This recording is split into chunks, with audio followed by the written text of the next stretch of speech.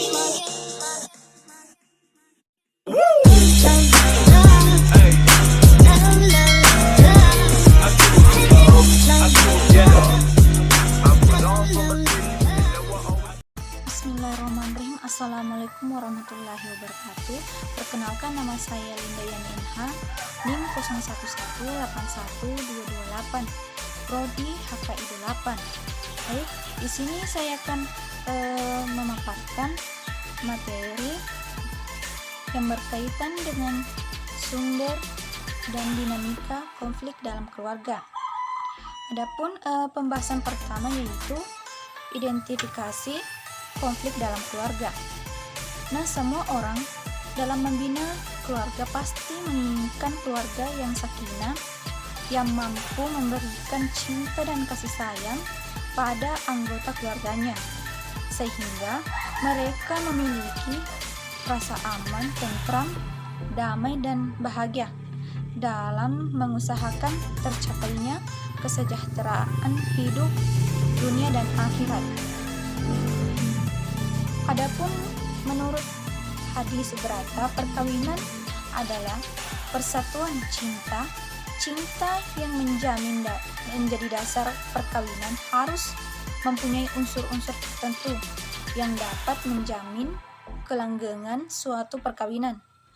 Adapun unsur-unsurnya yaitu, yang pertama adalah kehendak untuk membahagiakan pasangan. Kehendak untuk membahagiakan pasangan ini sangat penting dalam suatu hubungan perkawinan, agar hubungan perkawinan itu selalu rukun, aman, dan tentram dan bahagia. Dan selanjutnya unsur kedua yaitu kesetiaan. Kesetiaan juga merupakan paling penting dalam suatu hubungan, karena kesetiaan merupakan dalam kehendak untuk saling membahagiakan. Selanjutnya yaitu unsur ketiga, pemberian diri secara total, yang berarti bahwa dirinya secara utuh, jiwa dan raganya diserahkan kepada pasangannya. Ini juga sangat penting dalam suatu hubungan perkawinan. Dan selanjutnya pembahasan kedua yaitu penyebab konflik perkawinan dan pemecahannya. Konflik dalam perkawinan atau dalam suatu rumah tangga itu yang menyebabkan keretakan hubungan suami istri atau bahkan menyebabkan perceraian itu biasanya bersumber pada kepribadian suami istri dan hal-hal yang erat kaitannya dengan perkawinan. Adapun konflik yang menyebabkan yaitu, yang pertama, konflik yang bersumber pada kepribadian disebabkan oleh ketidakmatangan kepribadian cinta suami istri, yaitu adanya sifat-sifat kepribadian yang tidak cocok untuk menjalin hubungan perkawinan. Selanjutnya adanya kelainan mental,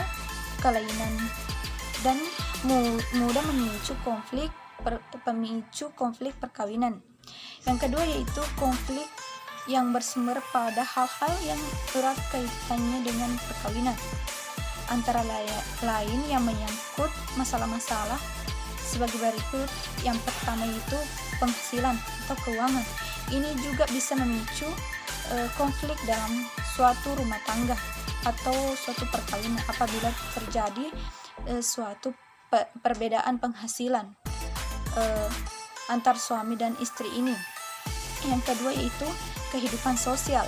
Kehidupan sosial juga dapat menimbulkan konflik kalau suami istri mempunyai temperamen sosial yang berbeda. Dan yang ketiga itu pendidikan anak. Pendidikan anak juga dapat menimbulkan suatu konflik kalau suami istri ini memiliki perbedaan prinsip dalam mendidik anak. Nah, selanjutnya yaitu masalah agama. Masalah agama juga dapat memicu terjadi konflik apabila apabila pasangan ini beda agama atau beda kepercayaan, karena pasti mereka memiliki kepercayaan masing-masing dan perbedaan kepercayaan, sehingga ini bisa menjadi suatu konflik atau memicu timbulnya suatu konflik dalam rumah tangga. Apabila ingin menjalin hubungan, alangkah baiknya mencari pasangan yang seiman atau satu kepercayaan agar tidak terjadi konflik. Nah, selanjutnya pembahasan ketiga, menata dan solusi konflik dalam keluarga. Dalam suatu hubungan perkawinan itu pasti pertengkaran itu soal biasa, bahkan kata orang tua, pertengkaran merupakan bumbu-bumbunya perkawinan. Namun alangkah baiknya jika rumah tangga selalu rukun dan bahagia. Dan apabila adapun beberapa penyebab timbulnya suatu pertengkaran, yaitu antara lain penyebabnya yaitu karena penghasilan atau beda penghasilan suami lebih besar dari istri, itu soal biasa. Namun apabila sebaliknya itu bisa menimbulkan terjadinya suatu pertengkaran. Yang kedua yaitu anak atau ketidakhadiran anak. Ini juga sering menimbulkan konflik yang berkepanjangan dalam suatu perkawinan atau rumah tangga. Yang ketiga yaitu pihak ketiga atau kehadiran pihak ketiga ini sangat mengganggu dalam suatu hubungan dan bisa menjadi